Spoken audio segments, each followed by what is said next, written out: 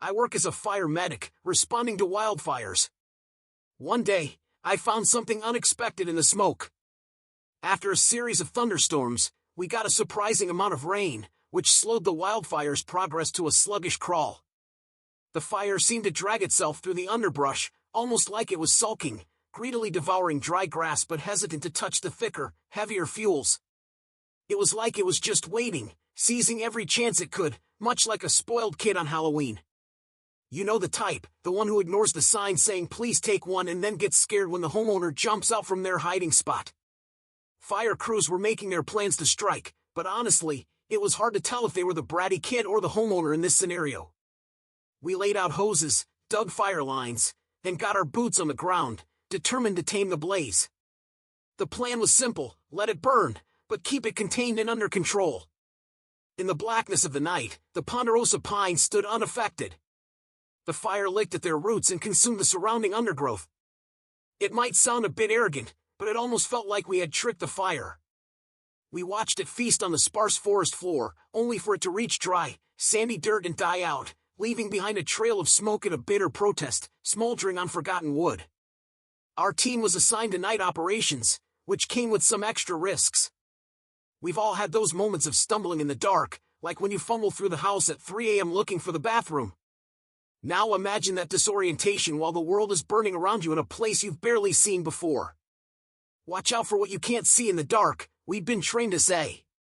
Night ops were risky, sure, but they were generally less intense than the work done during the day.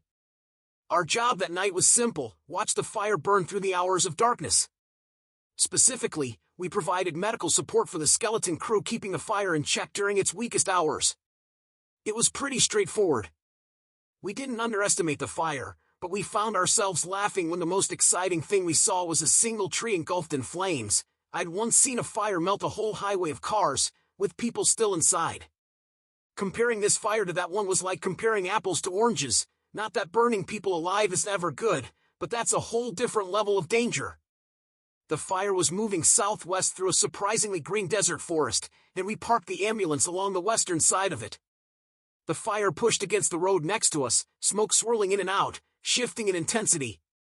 When it got thick enough that we couldn't see more than a few feet in front of the rig, or when our eyes started burning, or when the drifting embers seemed extra fierce, we'd move the ambulance. Then, we waited. The radio would crackle occasionally, but the updates were always just the usual status reports. So, we waited some more. At least when a medic's bored, it means everyone's safe, and the fire, though fierce, was kind of beautiful as it made its way through the night. But still, wildfires are things that are mourned. People grieve the destruction, the unfamiliarity they bring. But there's beauty in fire, too, if you know where to look. Despite its outward appearance of destruction, fires can lead to abundance. New life, though born in a messy, painful way, always follows. Much like birth, bloody, screaming, and messy, fires create in their own chaotic way. But it's also worth remembering that the hungry forces, waiting for their chance, are always lurking, ready to feast on whatever opportunities come their way. It was just before midnight when I noticed the change. My partner was stretched out in the back of the ambulance, and I was staring up at the stars, trying to catch a glimpse through a break in the smoke. Earlier, I'd spotted a small flare-up across the fire line, took care of it, and reported it to the division before moving on. It wasn't a big threat, just something to deal with, but worth noting nonetheless. Then, my stargazing was interrupted by a thick cloud of acrid smoke that obscured everything in front of the ambulance. Behind us, the smoke hung in thinner patches, glowing a warm orange as it filtered through the silhouette of tall, slender trees. The night was broken by a loud crash. I figured it was probably just a tree collapsing under the combined weight of fire and gravity, but in that moment, the sound felt more like the sickening crack of bone against force, a wet, agonizing break of something vital. The noise was unsettling, and it only grew worse when an elk screamed from the distance. I froze. I'd seen plenty of elk around here, but this was the first time any of them had made a sound since I arrived. An elk's call is eerie, sure, I knew that, but this was something different. It was a shrill, desperate cry that came from behind us, echoing through the trees. The sound, paired with the violent cracking of trees, filled me with a deep sense of dread. Trying to be rational, I imagined the elk running through the fire, separated from its herd, panicking and calling out, its breath sharp as the fire chased it. I stepped out of the ambulance to listen, my eyes stinging from the thick smoke. I stood there for a moment, trying to make sense of the sounds, before I opened the back door of the ambulance. "Was that an elk?" my partner Bobby asked, his voice high with tension. "Yeah, and I think a snag fell." "That thought was probably it," I answered. The elk called again. This time, the mournful cry echoed through the thickest smoke in front of us. It had to be a lost elk calling out for its herd, right? It wasn't anything too strange or ominous, at least not more so than the idea of living creatures being burned alive. Another sharp crack rang out in the distance, pulling my gaze to the left. But before I could focus, a terrifying growl, mixed with a coarse hiss, shot up from right next to me. The voice was dry, like the land itself, as though its vocal cords had shriveled and turned to fibers long ago, rasping on the dusty, dead breath of some forgotten corpse. Something massive moved through the night toward me. Blinded by smoke, I could only hear the scuffling of its limbs against the ground, sending gravel flying in every direction. It sounded uncoordinated, driven by wild, reckless fury. Its body crashed forward, stumbling blindly, thrashing and crashing through the earth. I could hear the deep, leathery hiss of its tongue as it muttered curses in a language I didn't understand, all while it stayed hidden in the smoke and shadows. "Oh my God!" I screamed, stumbling backward. We had parked the rig on the side of the road, which caused the passenger side to dip down.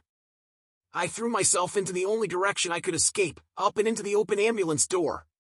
The middle of my back slammed into the steps, and I used every bit of strength to push myself up, kicking my legs wildly to keep whatever was coming at me from reaching me. I wanted to fight back. I wanted to put my boot in its face if it was going to get me, make it regret every step it took toward me. But the thought of my partner stopped me. If I didn't make it, he'd be left alone to deal with whatever it was, and I didn't want him going through that. So, with one last desperate kick, I pushed off the ground and pulled myself inside the ambulance, jumping to my feet. I slammed the door shut behind me, breathing only once the lock clicked into place, sealing us inside. "What the hell was that?" Bobby yelled, his voice filled with shock. "I don't know." "I don't know. Did you hear that?" "It didn't sound right," I said, cutting him off while I fumbled for my flashlight. The white light filled the small space, and I pointed the beam out the window. But when it hit the glass, all I saw was my own terrified face staring back at me. I nearly screamed again. "I can't see anything." "It's either my stupid reflection or just smoke," I muttered, trying to steady myself. There was a long silence before Bobby whispered, "Skinwalker." The words hung in the air, and then he added, "I thought you were gonna die." It had to be some kind of angry animal. "Had to be," I said, though I wasn't sure if I was convincing him or myself. We paced back and forth in the back of the ambulance, both of us trying to figure out what to do next. I was scared out of my mind, but I couldn't bring myself to believe in something as crazy as a skinwalker. Monsters like that were just stories, myths born from isolation and old superstitions.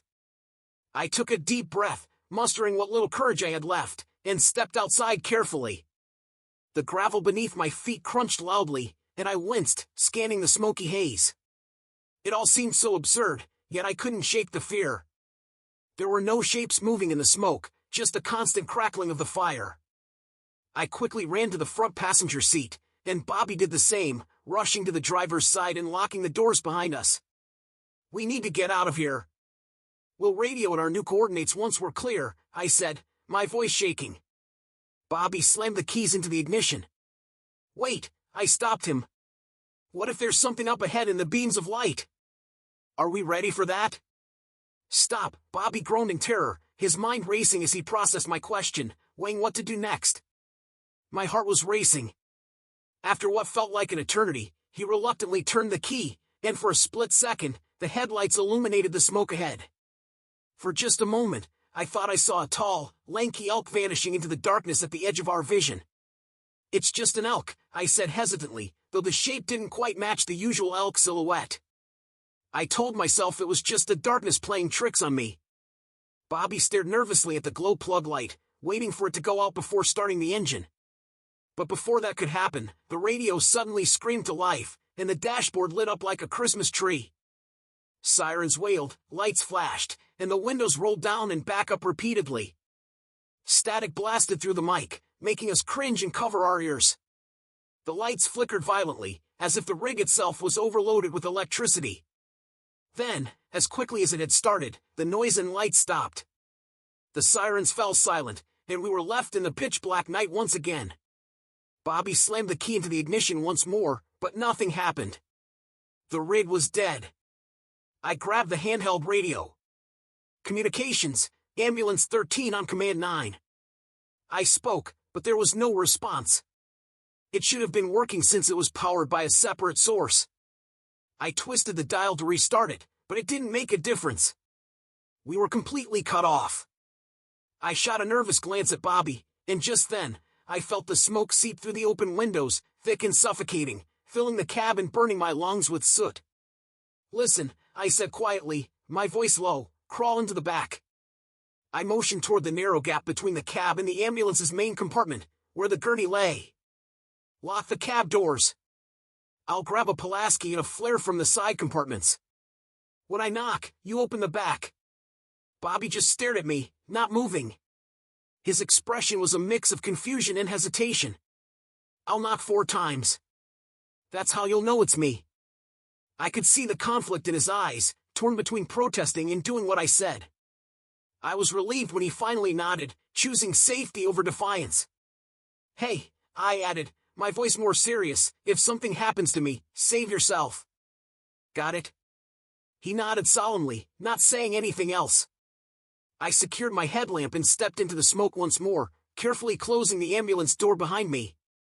The air was thick, and the haze churned around me as I moved cautiously toward the front of the rig. The forest around us crackled with the sound of fire, embers drifting through the air. The compartment behind the driver's side door was always a pain to open, but tonight, it slid open without resistance. I rifled through the road kit, grabbed a phosphorus flare and checked the cap, stuffing it into my pocket, then grabbed the Pulaski. I removed the protective cover from the sharp axe side of the tool and ran my finger along its edge, feeling the cold metal and reminding myself how brutal it could be if I had to use it. "What the hell was that?" Bobby's voice hissed from somewhere in the cab. I spun around, ready to scold him for following me, but there was no sign of him. Panic seized me as my feet were suddenly yanked out from under me, and I was dragged forcefully down the road, into the smoke and flames. Bobby heard the muffled scream followed by the sounds of a scuffle. His body froze for a moment, heart racing, then he leaped to his feet, moving toward the cab. Peering through the windshield, he saw nothing. There was no sign of his partner. No sounds, only eerie silence, the echo of her warning still ringing in his mind, "Save yourself." A burst of reckless courage surged through him, and he bolted for the back of the ambulance. He yanked at the lock, fumbling with the latch, his heart pounding in his chest.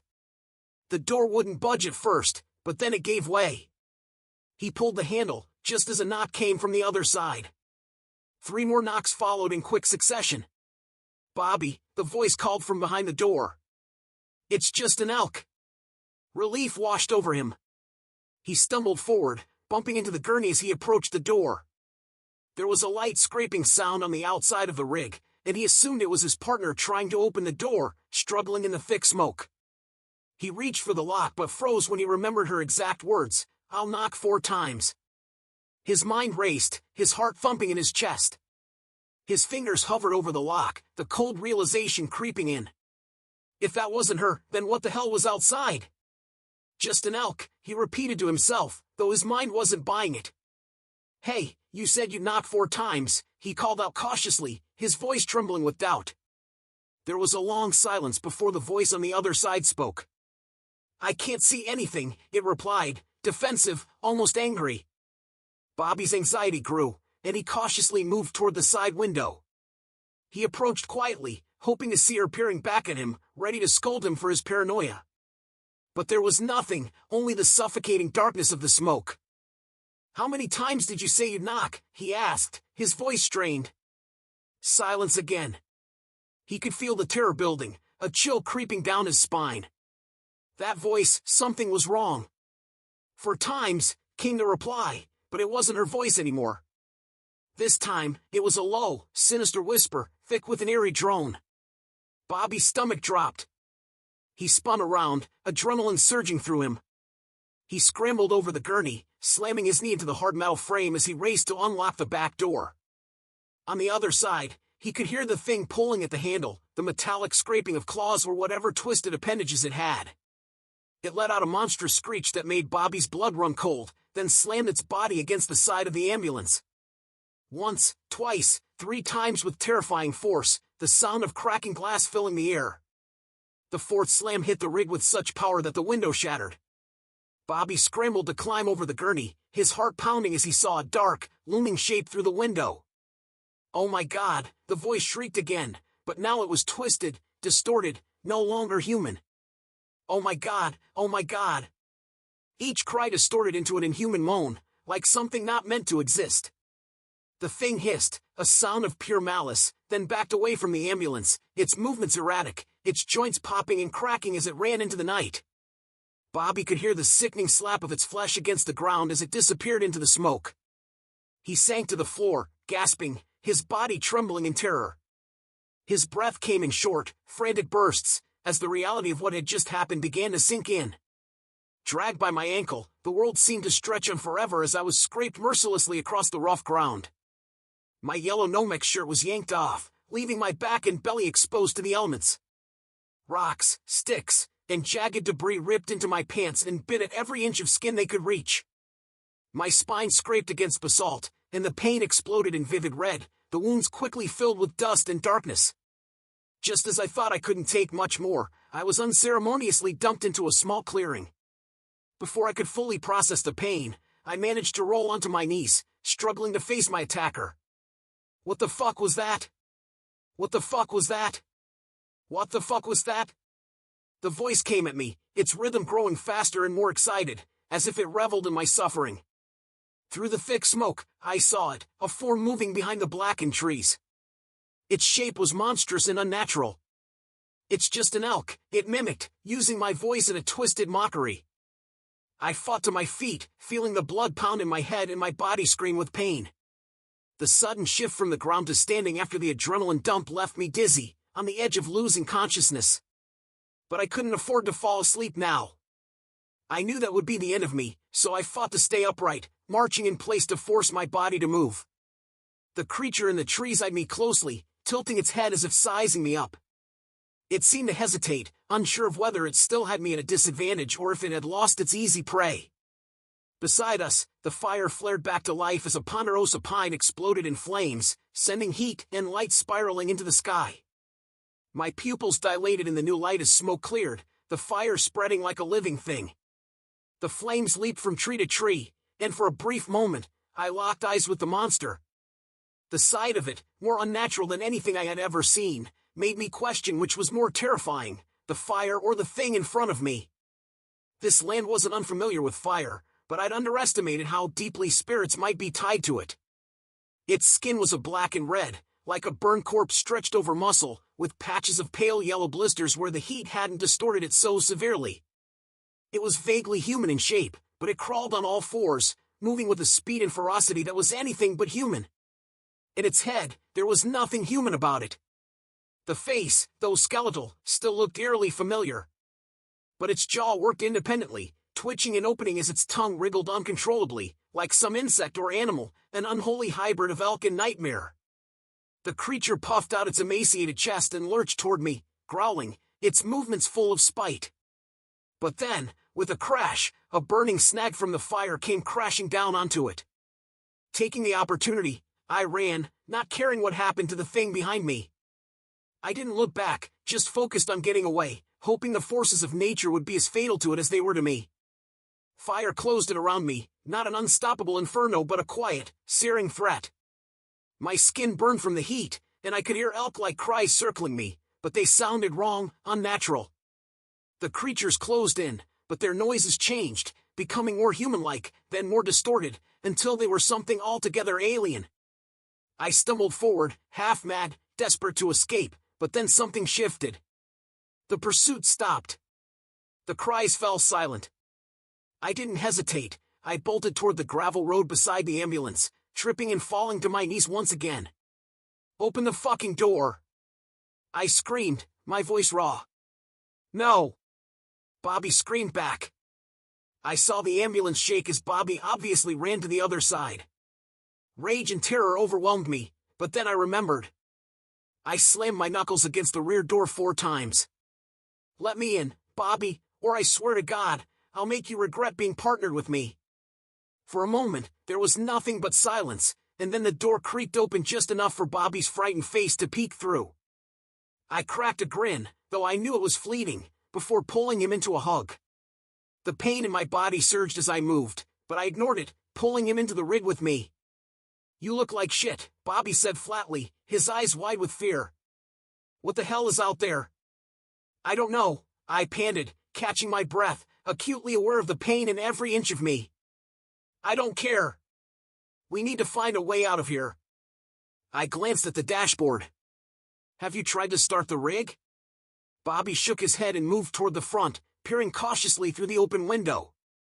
He turned the key, but nothing happened. "Didn't you say we had a portable jumper?" "Yeah, it's in the engineer's compartment." He looked troubled. "Let's go out together," I said, steeling myself. "Then we'll Rochambeau for who stays out and jumps it." Bobby nodded, his fear still evident.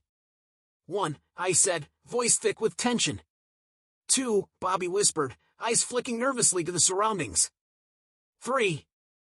We both shouted together, and then we burst out into the smoke.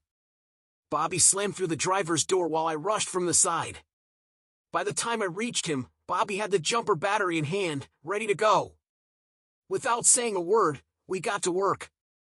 We decided to play it fair with a quick game of Rochambeau, and I ended up with rock, while Bobby had scissors. He groaned in defeat, but it was the rules. I sprinted to the front, yanking the lever to release the hood. Bobby worked quickly, connecting the cables. "Try now," he said, his voice tight with urgency. To our collective relief, the engine sputtered to life, only to die again before fully starting. It needed another moment with the jumper. The second attempt, after an agonizingly long pause, finally brought success. With a quick, relieved motion, Bobby slammed the hood shut as I revved the engine, flinching as the exhaust billowed smoke and dust into the side mirror. Just as Bobby reached for the passenger door, a sharp, searing pain exploded through my left shoulder. I hadn't even processed the burning sensation before I realized one of those horrors had shoved its grotesque body through the driver's window and clamped its jagged mandibles around my shoulder and arm. Its grip tightened like a vice, and the world erupted into pain as my muscles screamed to life in an instinctual response. I shot a pleading glance at Bobby as the creature yanked me out of the window, dragging me like a rag doll. I hit the ground with a sickening thud, the creature releasing me just to screech in my face, its eyes burning with rage. I fought to stay awake, my vision spinning, a tide of sensations washing over me. The earth beneath me was cold and jagged, the air stung with ash and iron. My blurred vision focused on the Pulaski I had dropped earlier when I was dragged the first time. Desperation surged within me. I reached for the tool, pushing the iron head into the dirt, using it to pull myself up. With shaking hands, I dug around in my pocket for the phosphorus flare I had hidden earlier. At the sight of my movement, the monster lunged at me. I fell backward, the creature on top of me, but I didn't hesitate. With one swift motion, I dragged the flare across the rough ground, igniting it in a burst of red light. Sparks flew around us, filling the air with fluorescent bursts. The creature's long, insect-like head darted toward my throat, but I shoved the flare into its black eye before it could strike.